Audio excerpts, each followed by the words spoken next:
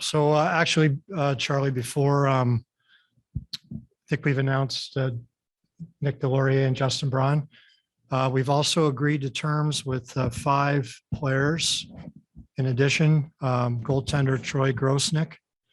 It's a 1-year, one-way deal. Forward Cooper Marody, 2 years, two-way deal. Forward Adam Brooks, it's a 2-year, two-way deal. Defenseman Louis Belpedio, it's a 1-year, two-way deal. And re-signed defenseman Kevin Connaughton to a 2-year, two-way deal. Okay.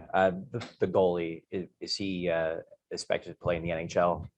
Troy and Felix Grosnick and Sandstrom will compete in camp along with Sam Erson and Sam. I guess in relation to Sam coming off the injury-plagued season that he did, we're hoping to get him to full health and get him playing. But we'll have a competition in camp for the backup position. What's the Connaughton contract terms? It's a 2-year, two-way deal. In terms of price?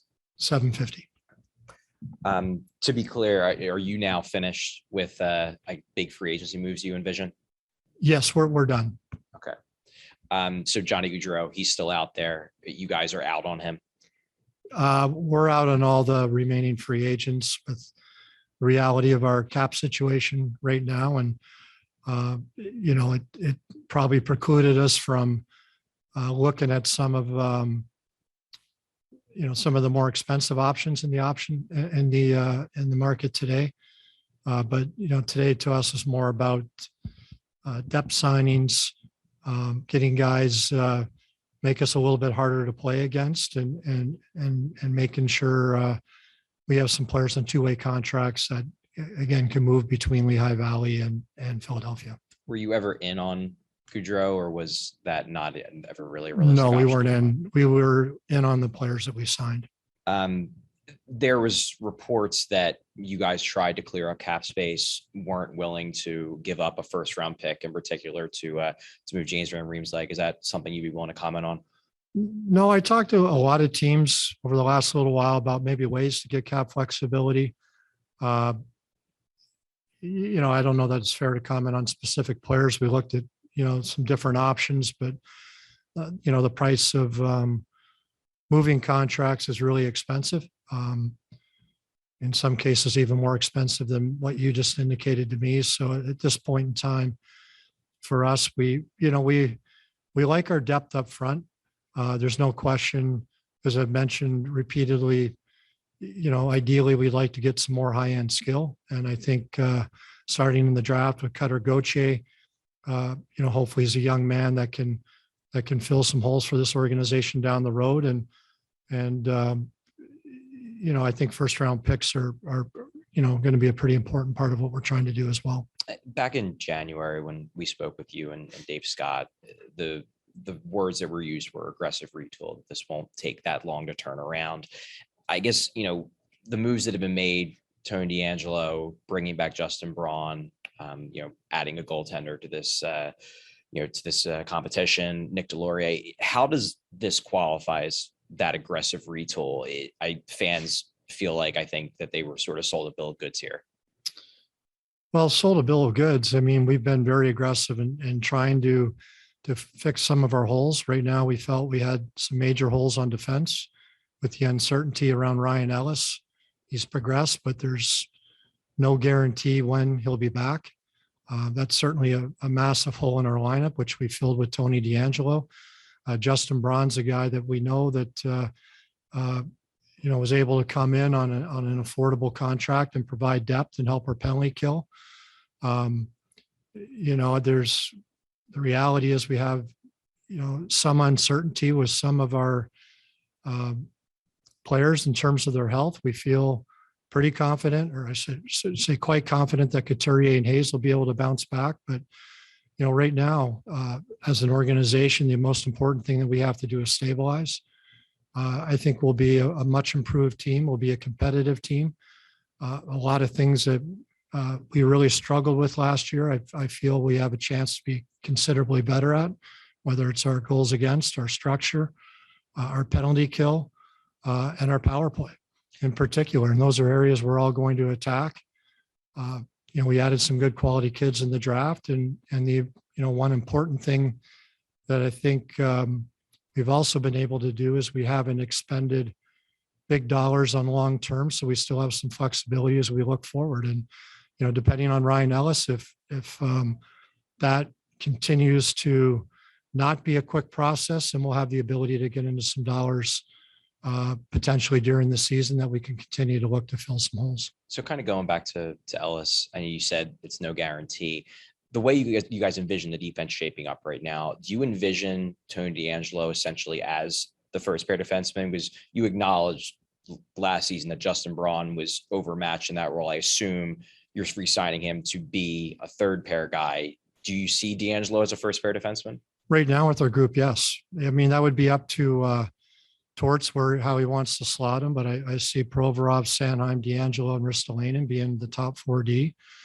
And, players like Cam York and Ronnie Adder will compete for spots. And obviously Braun's an excellent penalty killer, and that's an area that we obviously need to continue to get better at. So we thought he'd be a good solid fit on the right side. And, we'll see what camp brings. Nick Seeler will be in the mix, and we have some other players that'll be competing, but absolutely. I mean, you look at Tony, he played with Slavin last year. A lot of the year, he's a guy that has played 19, 20 minutes on a fairly regular basis. And, and certainly guys like York and Braun, if that is the third pairing, as you mentioned, there's certainly guys that can play more than 10, 11 minutes a night. So I think it's, and speaking with Torts, he wants to roll 4 lines. He wants to play all 3 D pairings. I assume Provorov, Sanheim, guys like that will still be big minute guys, but I think the goal is to have pretty good depth and be able to roll our lines and roll our D pairs.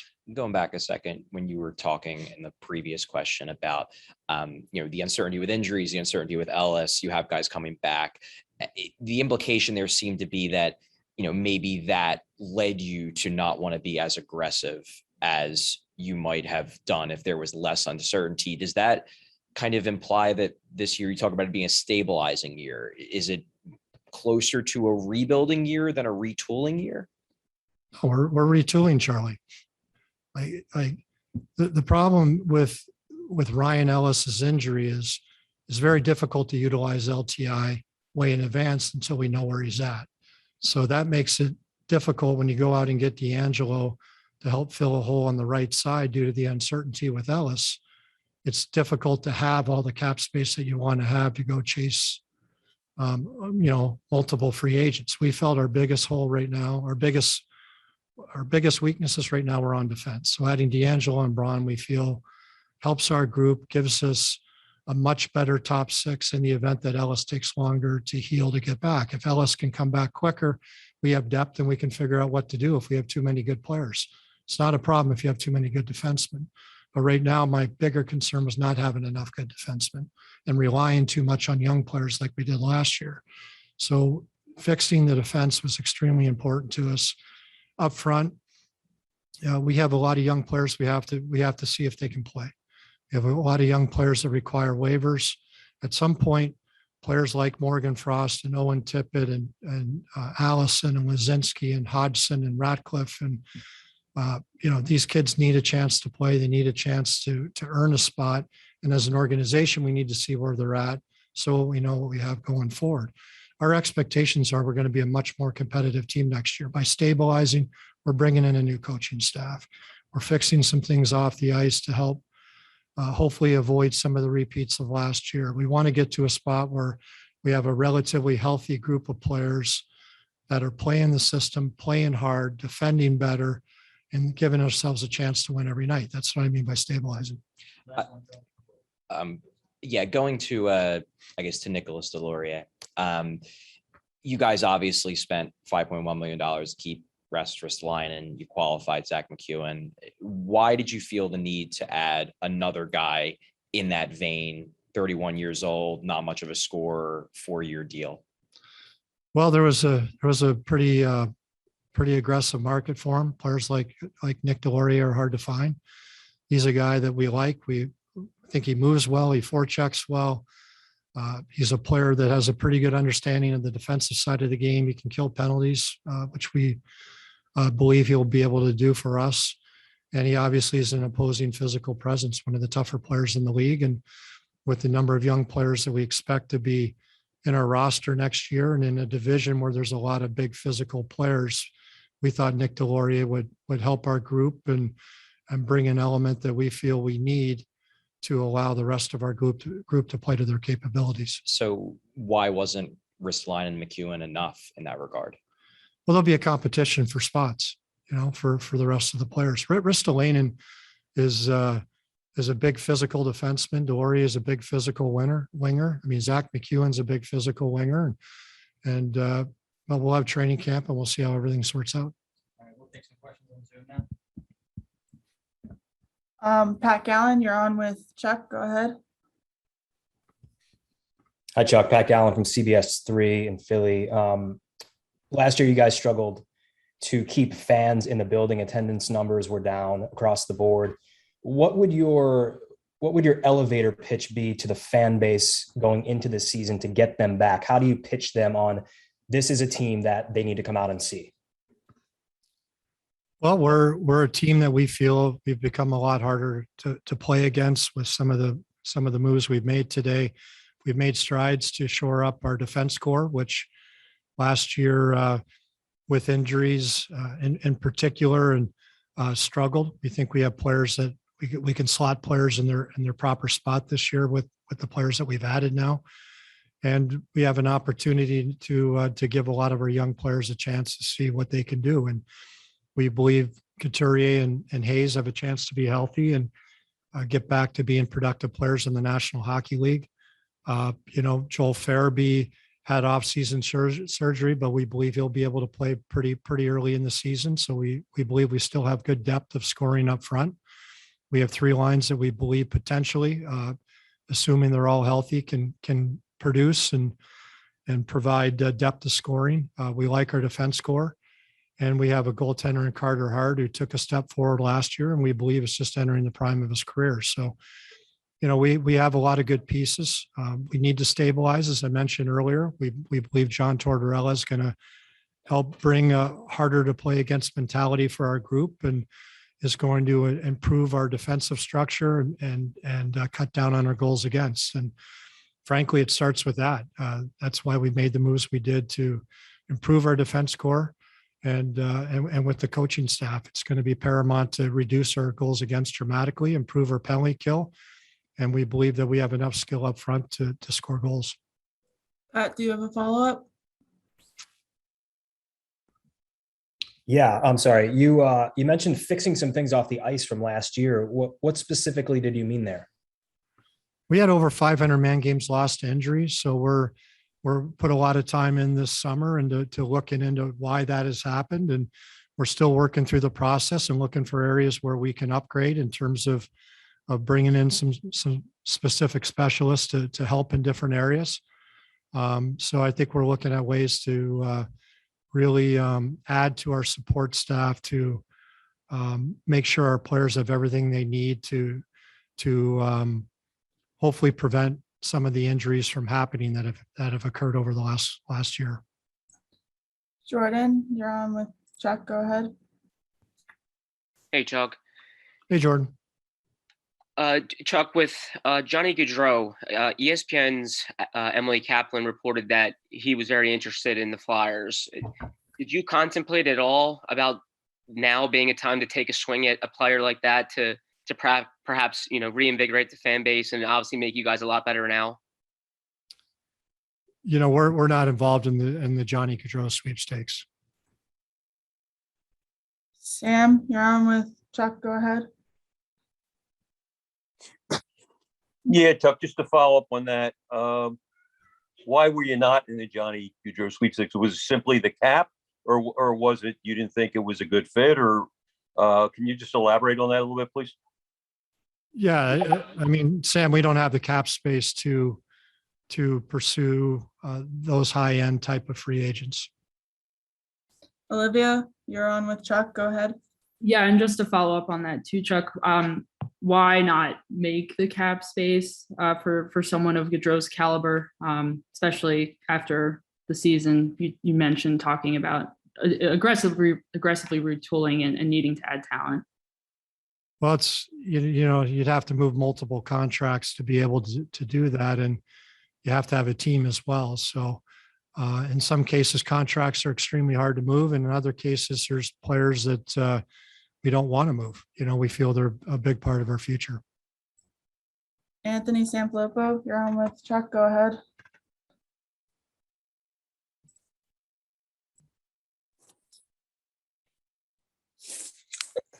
Hey, Chuck, can you hear me? Hey, Anthony, how are you? Can you guys hear me? Yeah, we can hear you, Anthony. Okay. Anthony? Can you guys hear me okay? Yeah, we can hear you. Okay. Yeah. So Chuck, I guess the question I want to ask without getting into a specific player or being into any sweepstakes, there have been a lot of draft picks that have been moved around in the last couple of years as ways for you to try and bring players in, like when you brought in Ristolainen and you had to move out, Goss's Bear and a pick, and you had to move 3 draft picks for Tony DeAngelo. Is there a way that you kind of determine where the value kind of stops when pursuing a player or pursuing a potential move that you need to make? Is there do you realize, sit there and say, okay, first round pick, that's a no-go, but we start talking a second round pick or maybe in a different year, that there's different value there? I'm trying to understand the philosophy behind certain moves that get made and ones that don't.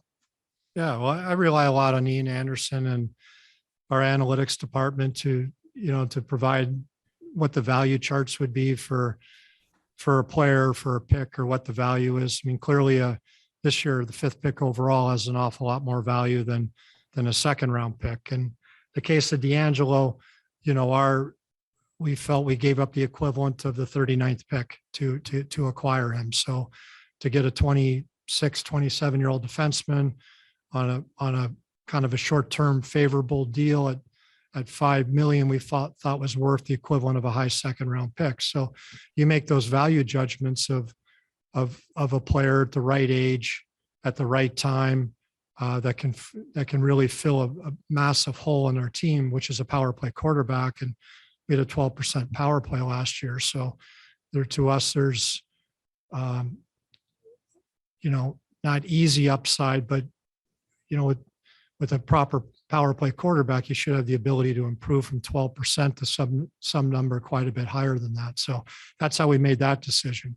You hold on to the 5th pick because that's a pretty high value. You'd have to get a real good return for that. So, but everything was in play. I talked to teams about the 5th overall pick, and sometimes there's a deal to be made, sometimes there isn't. But